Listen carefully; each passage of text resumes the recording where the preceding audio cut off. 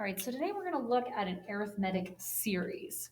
Okay, so yesterday we looked at an arithmetic sequence, and now we're looking at an arithmetic series. Okay, so what the difference is that an arithmetic series is the indicated sum of the terms of an arithmetic sequence. Okay, so a sequence is just a list of numbers. A series is the sum of all the numbers in the list. Okay, and we say it's an indicated sum because you're only finding a finite number. There are ways that you can add up an infinite number of terms in a series. It's not something that we're going to cover in this course, but you will probably cover it later, maybe in pre-calc. Okay, so we're just looking at an indicated sum, meaning we're going to add up the first 20 terms, the first 100 terms, the first 3,000 terms. Okay, so we're limiting how many we're adding together. Okay, so before we actually go into nailing some of this down, I want to kind of explore how you do this. So let's look at this example. We want to find the sum of the first 8 terms of this sequence.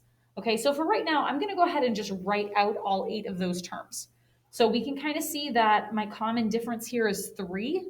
So my next terms are going to be, let's see, 11, 14, 17, 20, that's 1, 2, 3, 4, 5, 6, 7. So then 23 would be the last one. So those are the first 8 terms.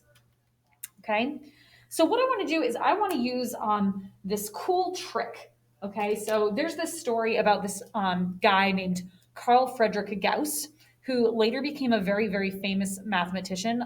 We actually call him the Prince of Mathematics because of all the amazing things that he did for mathematics.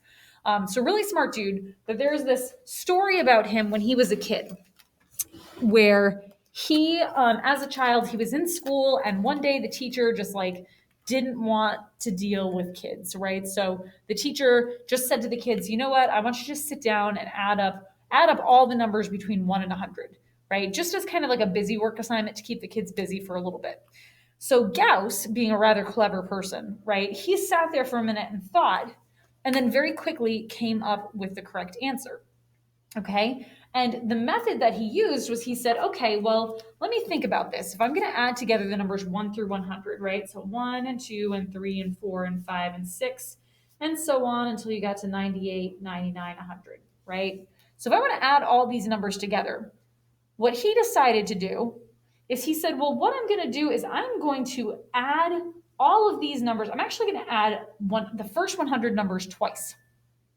So he said, I'm going to make a list going now the opposite direction, where I'm going to pair up 100 and then 99 and then 98 and 97 and 96 and 95, all the way down to 3, 2, 1, right? And he said, I'm going to add these numbers up into pairs.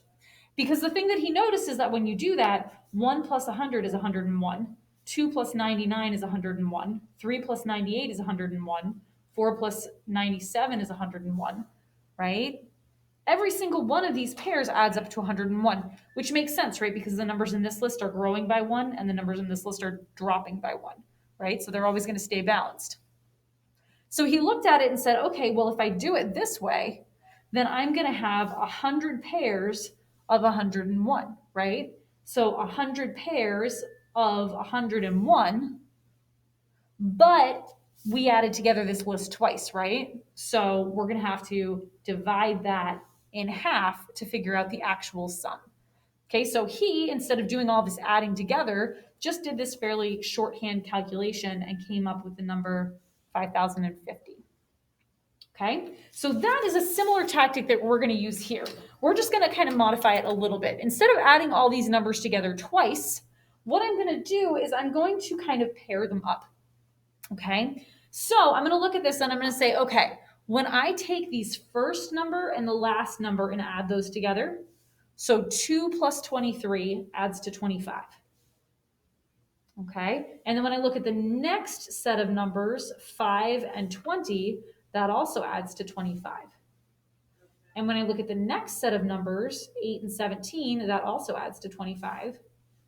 And then the innermost pair, 11 and 14, that also adds to 25. So when I look at this, I can see that I have 1, 2, 3, 4. There's 4 different pairs. So we have 4 pairs of 25, right? Which means that my sum is 100. Okay, so we look at this, and how do we figure out how many pairs there were? Well, we had 8 terms, and when we pair them up, that means there's half as many, right? So 8 divided by 2 is 4. So there's going to be 4 pairs, and then they're pairs of 25. So as long as I know how many terms there are, I can figure out how many pairs I'm going to have. And as long as I have, the first and the last number, I can figure out what the sum's going to be. Okay. All right. Well, what happens in the case of, say, this one? So this sequence here has 1, 2, 3, 4, 5, 6, 7 numbers in it. Okay. Well, if there's 8 terms, we can say there's 4 pairs. But if we have 7, well, what happens then? Now we don't have an even number of numbers to pair up. Okay. So let's explore this one and see what happens. So I'm going to try taking the same tactic, right? When I add the first number and the last number, right? 5 and 29, that adds to 34. Then the next set, 9 and 25, that also adds to 34. Okay, these two add to 34. So I'm left with just this one number in the middle, 17. Okay, and the thing that you notice about 17, well, 17 is half of 34, right? Because you have half of a pair. So the way that I'm going to approach this, where I have 7 numbers, is I'm going to say, well, I've got 3.5 pairs. Right? I've only got half of the numbers that I should, so it's half a pair. So it's 3.5 pairs of 34, right? Which means that my total sum, 3.5 times 34, toss that in your calculator, it's 119. Okay, so this is a technique that works really well. Okay, so let's kind of boil this down to like the formula, if you will. Okay, so looking at this in terms of a formula, what are we doing? Well, we're going to say, first of all, the notation that we use is we use S sub n. Okay, so the capital S stands for the sum, and n stands for how many terms you're adding together. So here we added 8, so this would be S sub 8. This one we added 7, so this would be S sub 7. Okay, so this guy right here, right, that stands for the sum of the first n terms. Okay, and what did we do? Well, we said we got to figure out how many pairs there are going to be, and we do that by just dividing how many numbers there are in half. So if there are n numbers, we divide that in half. And then I'm multiplying that by this number here, which we got by adding the first and last number together. So the first number would be a sub 1, and the last number would be a sub n. So that's a terrible n. There we go. So the last number would be a sub n. So you add together the first and the last number to figure out what your sum is, and you multiply that by half as many terms as you have, how many pairs there are. Okay, cool. So that's the general idea of what we're doing here. So let's take a look at some examples. So this guy right here, we want to find this sum. So in order to figure out the sum, I need to know how many numbers are in the list and what the first and the last term are. So for this one, I've got the first and last term. That's really easy. Okay, but the problem is this dot, dot, dot. I don't know how many numbers there are in this list. So in order to do this problem, the first thing that I'm going to have to do is I'm going to have to figure out what n is. How many numbers are in this list? So this is going to go back to the stuff that we did with arithmetic sequences. Okay, we're going to use an arithmetic sequence to figure out which term is this. Okay, so arithmetic sequence says that to get to the last term from the first term, I have to add my common difference n minus 1 times. Okay, I know a sub n is 165. I know a sub 1 is 5. Common difference looks like we're adding 4 every time. And then we just have to solve this equation. So I'm going to subtract 5 from both sides. That's 160. From here, you can do 2 different things. You could distribute and then solve. But personally, I just divide both sides by 4. Right? This is 4 times something, so I can undo multiplying by division. So I'm going to divide both sides by 4 and get 40 equals n minus 1. So n equals 41. All right, so now that we've done that, now we can find the sum. Okay, so we're looking for, now I know it's S sub 41, because we just figured out there's 41 terms.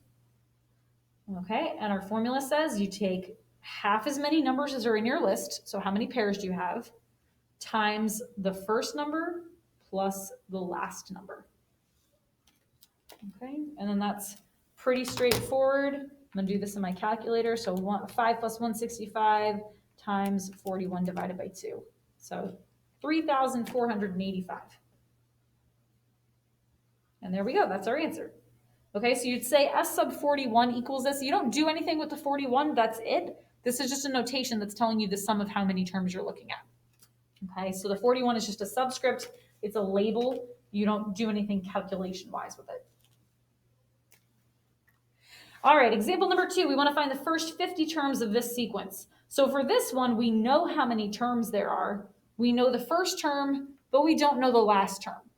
So what we're going to have to do to start this is we're going to have to find a sub 50. We're going to have to figure out what the 50th term is. All right, so using our sequence, right, to find the 50th the 50th term, you start with the first term and you add your common difference n minus 1 times. So 50th term, that's what I'm looking for, right? My first term is 5. Common difference is still 4. Okay, and n, they told us was 50. We have 50 terms.